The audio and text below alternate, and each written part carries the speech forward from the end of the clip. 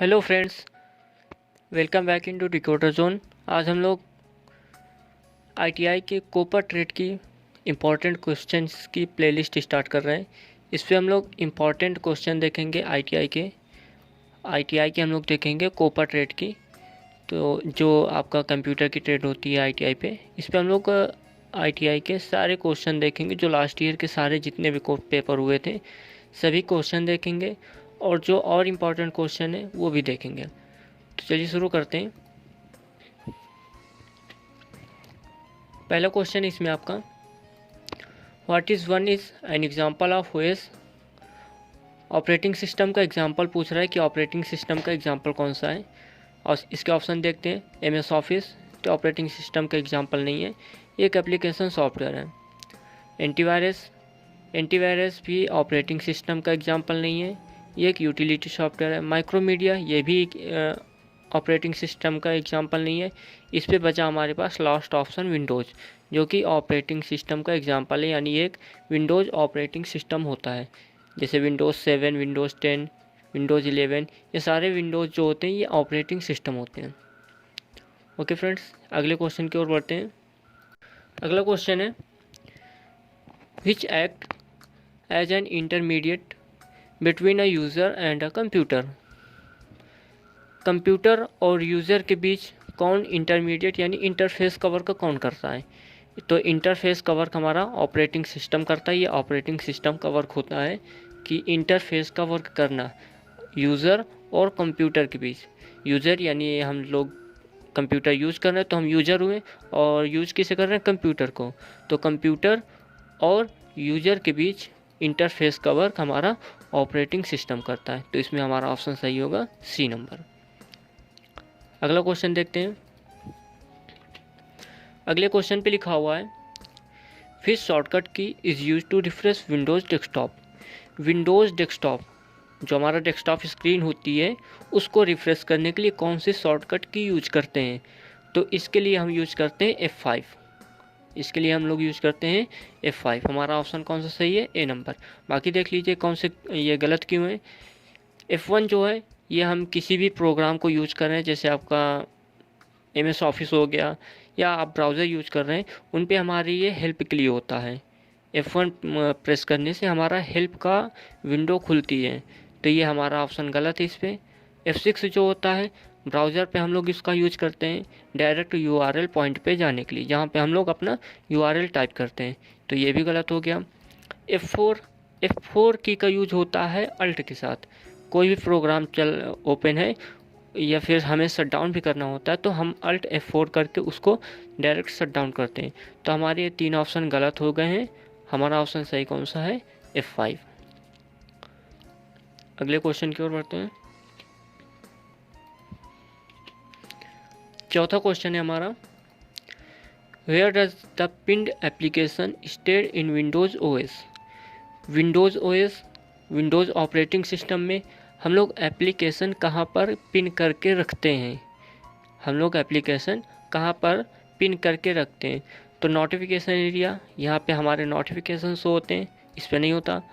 Start button, यहाँ पे हमारे सारे ऐप्स होते हैं, या फिर कंट्रोल पैनल, सारा कुछ स्टार्ट बटन पे होता है। स्टार्ट बटन पे जाने के बाद स्टार्ट मेन्यू खुलता है, वहाँ से सारा कुछ हम एक्सेस कर सकते हैं। डेस्कटॉप, तो डेस्कटॉप पे हमारा शॉर्टकट होता है, हम लोग पिन करके नहीं रखते हैं। और बचा क्या हमारा, टास्क बार। टास्क बार पे हमारा शो होता है जो हम एप्लीकेशन यूज कर रहे हैं, या फिर जो एप्लीकेशन हम लोग पिन करके रखे हुए हैं। जो हमें एप्लीकेशन ज़्यादा ज़रूरत पड़ती है उन एप्लीकेशंस को हम लोग पिन करके रख लेते हैं टास्क बार पे। अगला क्वेश्चन 5, इस पे what steps should be taken if Windows not updated automatically. Windows automatic update नहीं हो रही है तो इसके लिए कौन सा स्टेप फॉलो करेंगे। ये स्टेप दिए गए इस पर। पहला दिया हुआ है स्टार्ट, यानी स्टार्ट पे जाना है, फिर कंट्रोल पैनल पे जाना है, फिर सेटिंग पे, फिर ऐड प्रोग्राम, फिर इनेबल ऑटोमेटिकली अपडेट। इस पे दिया हुआ है ऐड प्रोग्राम्स, तो हम ऐड प्रोग्राम्स का यूज़ नहीं करते हैं। हम लोग इस पे ऐड प्रोग्राम का यूज़ नहीं करेंगे, हमको तो अपडेट करना है, कोई प्रोग्राम ऐड नहीं करना। तो यहाँ से ये स्टेप क्या हुआ, गलत हो गया। अगला पॉइंट है री इंस्टॉल विंडोज़। विंडोज़ री इंस्टॉल करने का मतलब है कि हमारा विंडोज़ जो है अपडेट नहीं कर रहा, हम लोग फिर से इंस्टॉल कर रहे हैं, तो ये भी हम नहीं करेंगे। री स्टार्ट विंडोज़ यानी हम अपने सिस्टम को रीस्टार्ट कर रहे हैं, तो ये भी हमारा गलत हो गया, अपडेट नहीं हो रहा है इससे। लास्ट ऑप्शन बचा हमारे पास डी नंबर, इस पर दिया हुआ स्टार्ट, फिर सेटिंग, फिर कंट्रोल पैनल, फिर जाना है कहाँ सिस्टम में, और फिर इनेबल ऑटोमेटिक अपडेट। ये हमारा ऑप्शन सही होगा, ये हमारा ऑप्शन लास्ट वाला सही होगा। इस पे दिया हुआ है पूरा प्रोसेस, इस पे जो प्रोसेस दिया हुआ है यही प्रोसेस हम लोग विंडोज़ अपडेट करने के लिए यूज़ करते हैं, तो हमारा ऑप्शन होगा डी। छठवां क्वेश्चन देखते हैं, how the directories under the root directory are called. मतलब रूट डायरेक्टरी के अंदर की जो डायरेक्टरी होती हैं, सबसे पहली डायरेक्टरी होती है हमारी रूट डायरेक्टरी। ये आपका लाइनक्स से लिया गया क्वेश्चन। सबसे पहली डायरेक्टरी होती है जो हमारी, उसे हम रूट डायरेक्टरी बोलते हैं।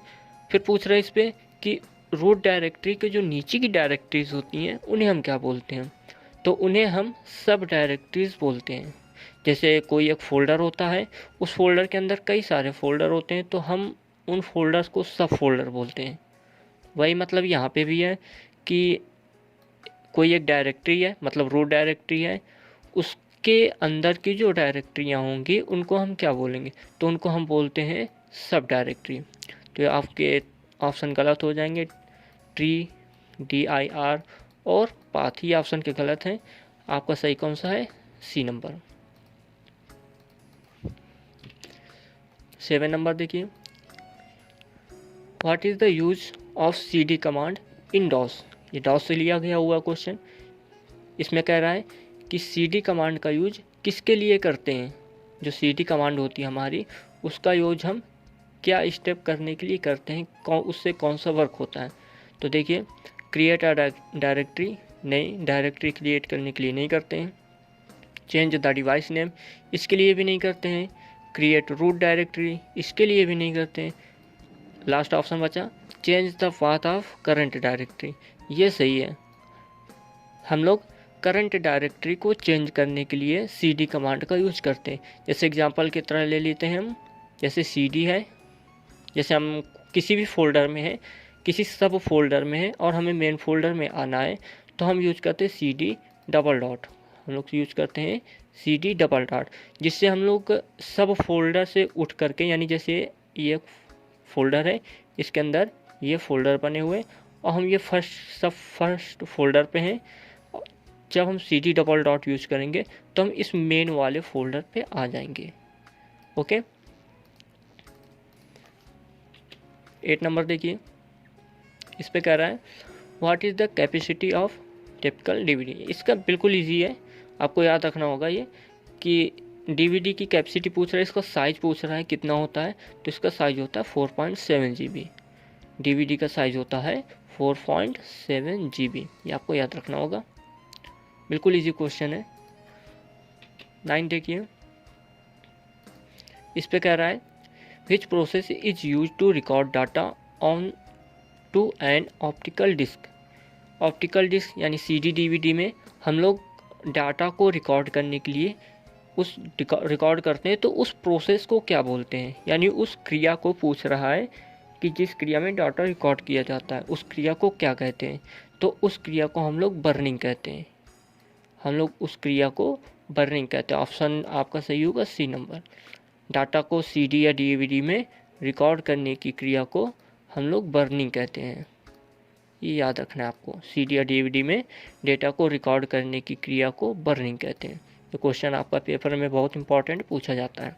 जितने भी क्वेश्चन बताए जा रहे हैं आपको, ये सारे क्वेश्चन पूछे गए क्वेश्चन है जो आपके लास्ट ईयर पेपर में आ चुके हैं या उससे पहले आ चुके हैं। लास्ट क्वेश्चन देखते हैं, what is the purpose of narrow start smart. ये भी आपका वही मतलब है जो पीछे आपका क्वेश्चन हो चुका है, उसी से रिलेटेड है। इसका ऑप्शन भी होगा बर्न। नैरो स्टार्ट स्मार्ट को क्या बोलते हैं, इसका क्या पर्पज़ है, तो इसका पर्पज़ है हमारा बर्निंग से, इसका लेना देना बर्निंग से होता है। बर्निंग यानी CD या DVD में डाटा को स्टोर करना, और फॉर्मेट यानी कि CD या DVD को फॉर्मेट करना यानी उसको डिलीट कर देना डाटा को, फॉर्मेट पेन ड्राइव यानी पेन ड्राइव को डिलीट करना, या फिर फॉर्मेट HDD यानी हार्ड डिस्क को फॉर्मेट करना। तो इनमें से किसी का लेना देना नहीं है। इसका मतलब होता है बर्न यानी बर्निंग से डाटा को स्टोर करना, किस पे, CD या DVD में। ओके फ्रेंड्स, तो आपके सारे 10 क्वेश्चंस हो गए। हम लोग 10 क्वेश्चन देखेंगे, हर वीडियोस में 10 क्वेश्चन ही देखेंगे। आपके जितने लास्ट ईयर के को पेपर हो चुके हैं उन सभी के जितने भी सेट हुए थे सभी के क्वेश्चन देखेंगे जितने लास्ट ईयर में हुए थे, और जो और भी इम्पोर्टेंट क्वेश्चंस है वो भी देखेंगे। ओके, वीडियो अच्छी लगी हो तो लाइक करें, शेयर करें और चैनल को सब्सक्राइब करें। Thanks for watching.